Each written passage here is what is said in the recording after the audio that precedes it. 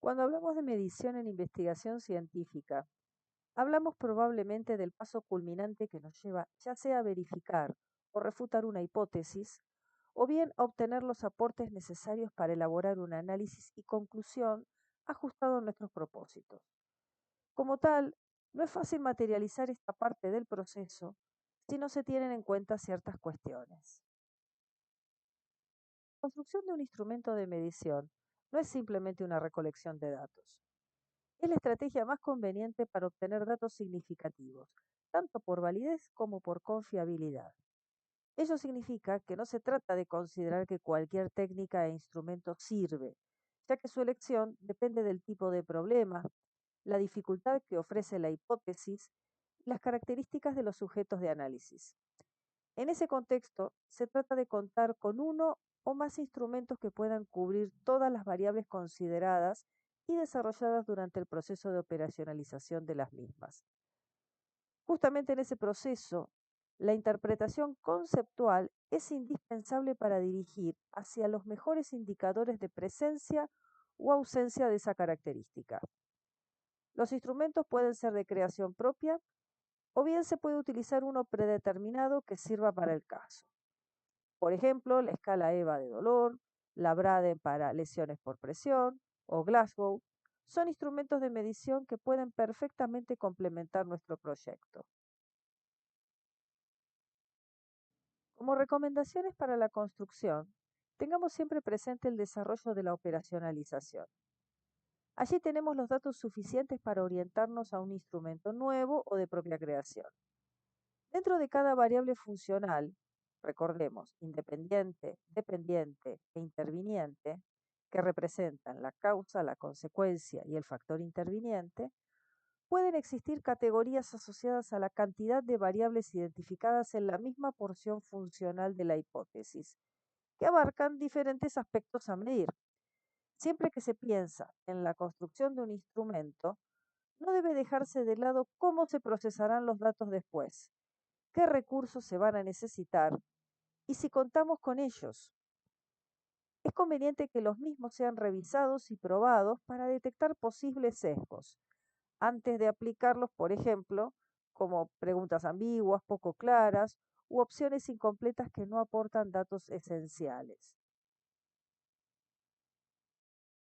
Para medir, tenemos formas de hacerlo y a través de esas formas tenemos tres posibilidades de obtener datos de los sujetos de análisis: la entrevista, la encuesta y la observación. En la primera, el contacto con el sujeto de análisis es más próximo y requiere de más tiempo de contacto. Sirve para obtener datos amplios, de fuente directa con diversidad y riqueza de aportes en muestras generalmente pequeñas. La encuesta permite obtener datos de muestras poblacionales más grandes, con interrogantes altamente dirigidos. Producen datos concretos, pero menor margen de información adicional. Por último, la observación es la técnica necesaria para aplicarla en aquellas situaciones que puedan sufrir sesgo al interrogatorio o bien que por su naturaleza deban reflejar actividades y o actitudes del sujeto estudiado. Una guía de observación es bastante difícil de determinar si no se tiene en cuenta el factor individual del punto de vista del observador.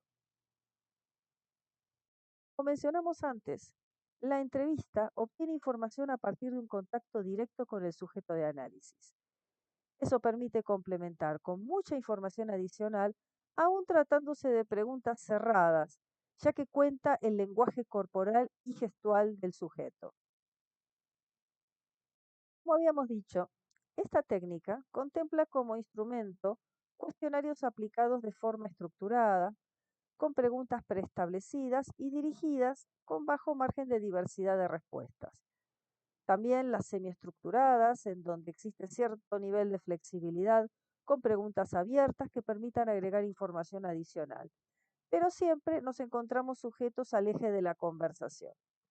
Y por último, la forma abierta o no estructurada, con total flexibilidad de preguntas y respuestas, que si bien ofrece mayor diversidad de aportes, puede que se vaya fácilmente de contexto y aplica muestras muy pequeñas. Se van a utilizar herramientas para la recolección de dichos datos y cabe mencionar que estas herramientas deben encontrarse autorizadas por parte de la institución interviniente y por sobre todo, el sujeto de estudio debe tener conocimiento de que está siendo entrevistado y tiene derecho a pedir una copia del consentimiento informado que le pertenece.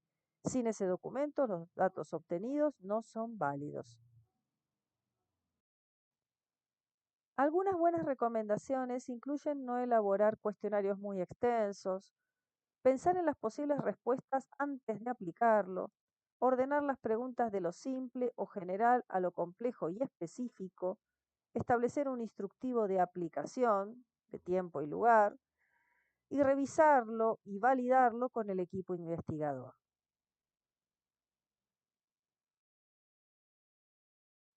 Otras recomendaciones a destacar se refieren a la sencillez de las preguntas, que no incluyan más de una cuestión a explorar, que sean concretas, que no den lugar a interpretaciones erróneas con prejuicios o de tipo personales, así como no abusar de terminología poco accesible para los sujetos investigados o aquellas que obligan a quitarle espontaneidad.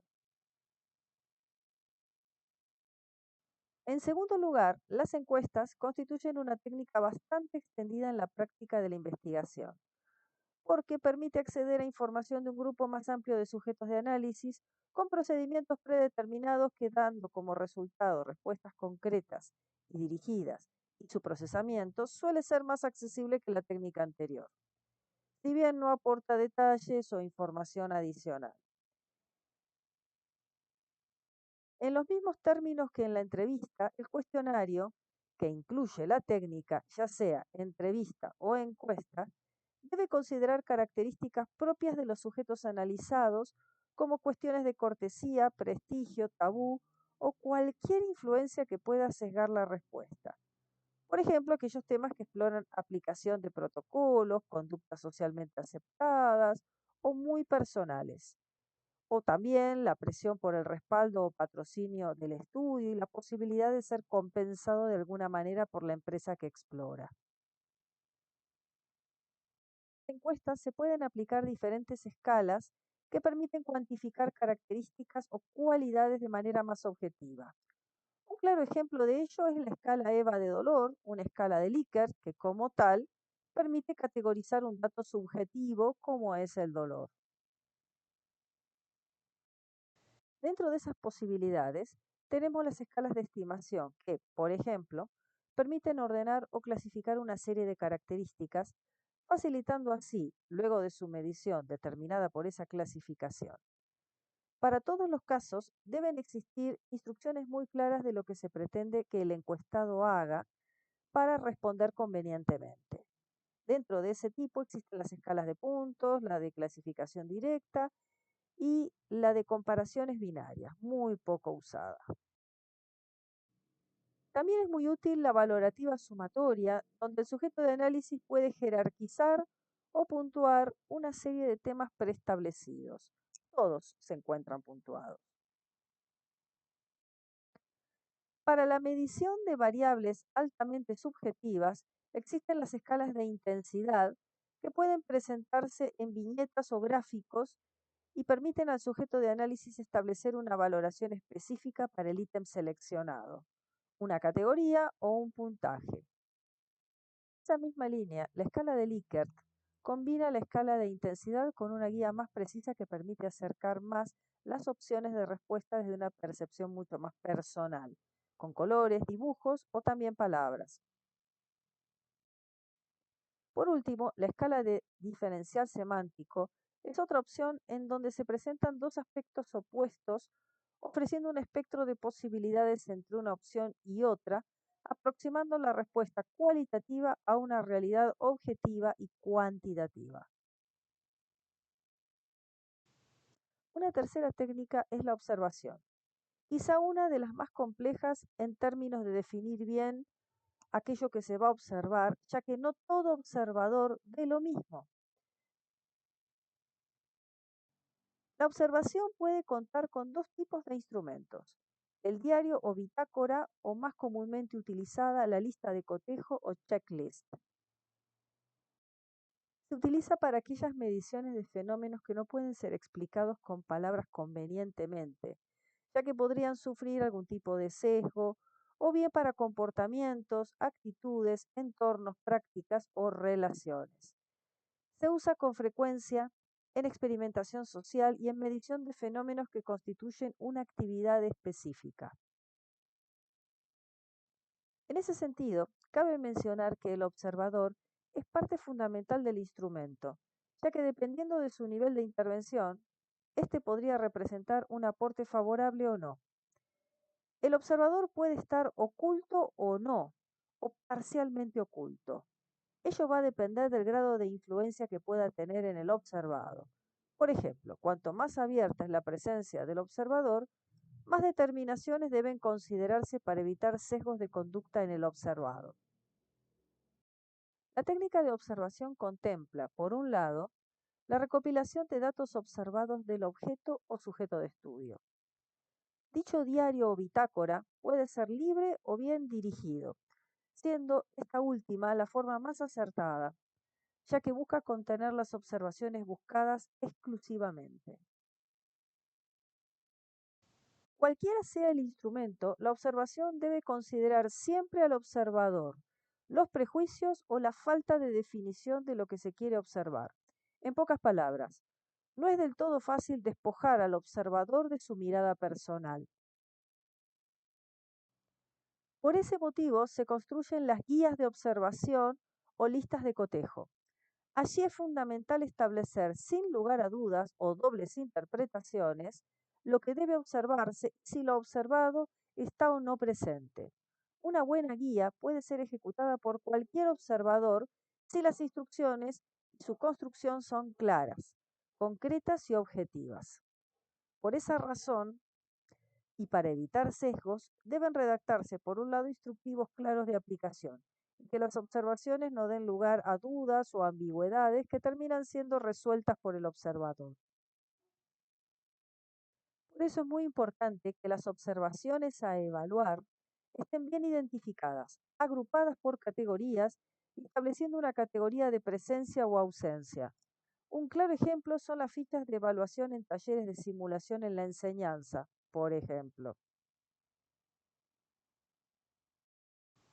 Aquí les muestro, por ejemplo, una lista de cotejo de una práctica de simulación. En términos concretos, no es ni más ni menos que una guía de observación que permite obtener datos objetivos de una habilidad o actividad humana. Como se puede ver, queda bien definido el qué, lo que se debe considerar y lo que no.